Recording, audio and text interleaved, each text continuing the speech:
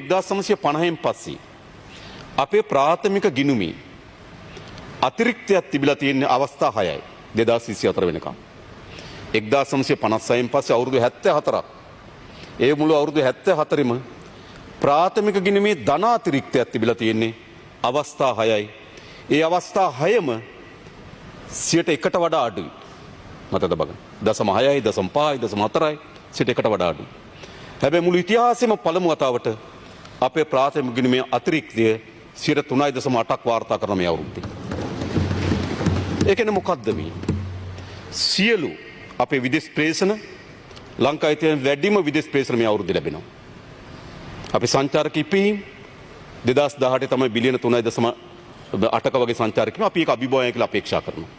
අපේ අපනයන ආදායම ඩොලර් බිලියන 18කට ආසන්නව අපේ භාණ්ඩා සේවා අපනයන ආදායම උපයා ගන්න හැකි වෙයි කියලා. ඒ සියලු වාර්තාය.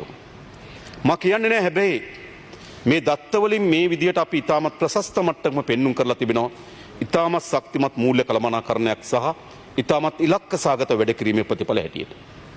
නමුත් අපේ ආර්ථිකයේ තිබුණේ අර විශාල කම්පනයන්ට ඔරොත්තු දෙන සමත් ආර්ථිකයක් නෙවෙයි අපිට තිබුණේ. අපේ ආර්ථිකය කුඩා හෝ වැරදි තීන්දුවක් බරපතල ගණයේ විනාශයන් ඇති කරන ආර්ථික තත්ත්වයක් අපිට පොඩි වැරදි වරදා ගන්න තීන්දුවක් විශාල හානිකර ප්‍රතිඵල ගෙනත් දෙනවා. සාමාන්‍ය ලොකු වැරදීම් හානිකර ප්‍රතිඵල දෙන එක පිළිගන්න පුළුවන්.